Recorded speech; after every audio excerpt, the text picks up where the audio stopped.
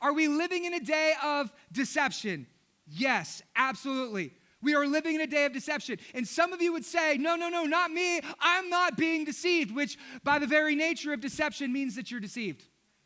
Because people who are deceived don't actually know that they're deceived. That's how deception works. He says, see that no one leads you astray. Here's what you need to know. I want you to grasp this because this is so incredibly important. If you don't know what you believe, you will end up believing anything.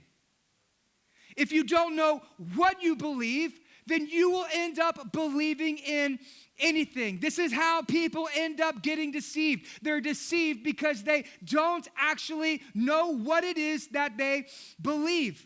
And right now it's very popular for us to say that all religions basically teach the same thing. That you have your truth and they have their truth, and there's multiple paths and many ways that we can all get to God. That all religions basically, they teach the same thing, that there's one God and it goes by many names. Some call him Krishna, some say Vishnu, some say Allah, some say Jesus, but they're all basically the same. Let me tell you something, is that we call people different names because they're different people. Like if you were to come up to me and you say, hey, Susie, I'd say, I don't know you because my name's not Susie. Okay, and you don't know me either. We call people by different names because they're different people. And there are different gods, but there's only one real God. Jesus says it like this: I am the way, the truth, the life. No one comes to the Father except by me. And I would submit to you this, that behind every false god is really a demon in disguise seeking to deceive you. And if you don't know what you believe, then you will end up believing anything.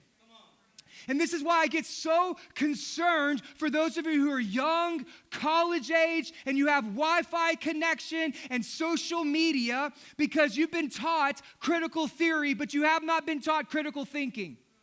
And the moment you see a YouTube video or a viral post or a TikTok reel or a funny meme, all of a sudden you start thinking with your emotions instead of thinking with the Bible, and truth goes out the window, all in the name of love.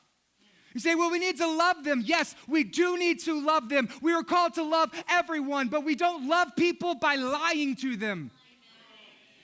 And you think, well, I just got to be loving. I got to be loving. I need to be loved. No, you are not being loved by them. You are being lied to them. And because you don't know what you believe, you'll believe a stupid meme on TikTok and not the Bible yourself.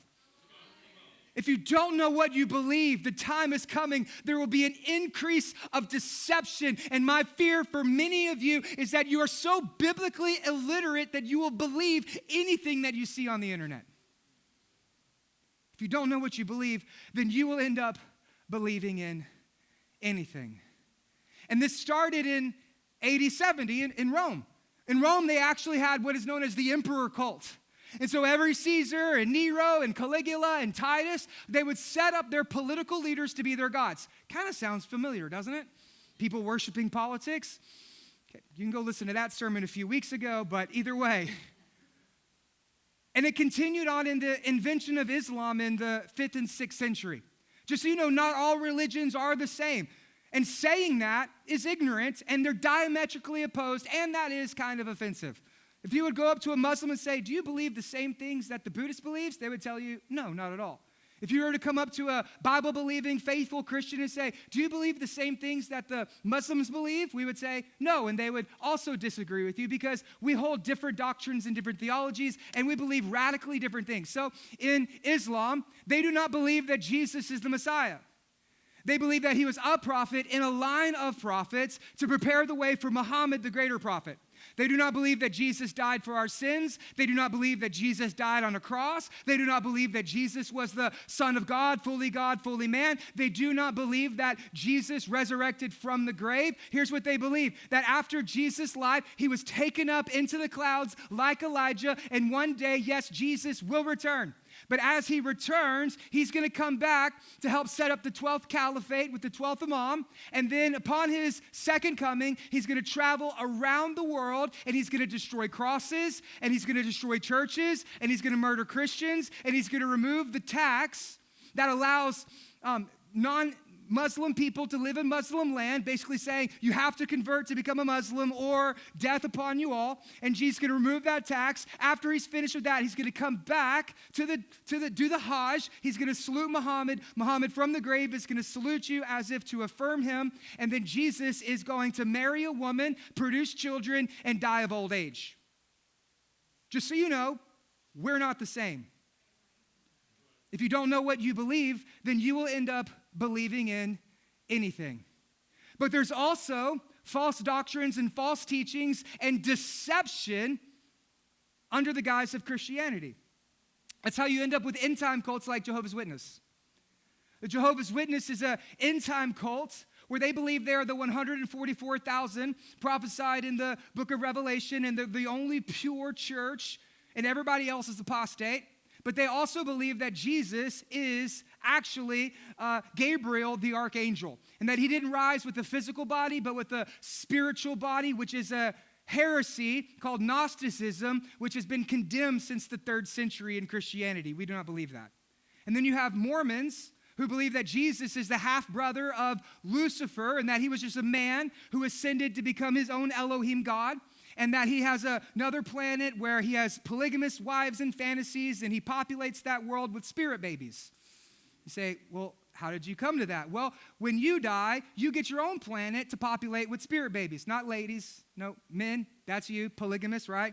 Women, I'm sorry, but you know. Hey, look, I'm married to one woman. That's one woman too many sometimes. So I'm just saying.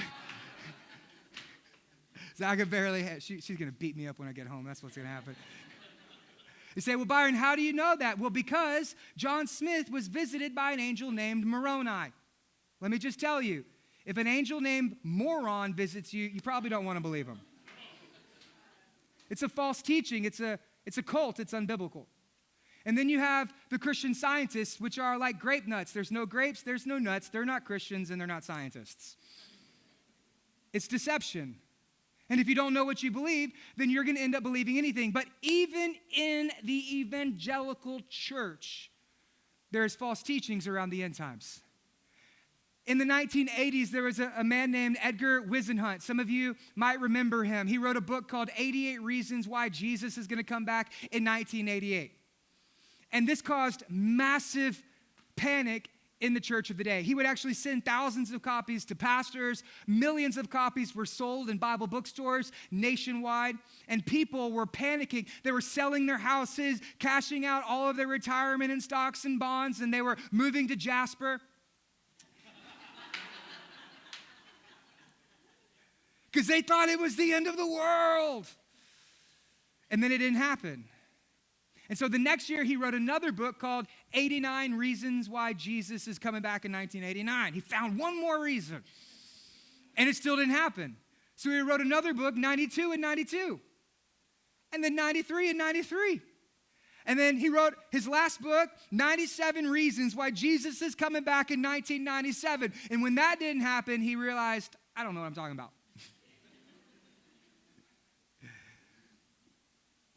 But people believed him.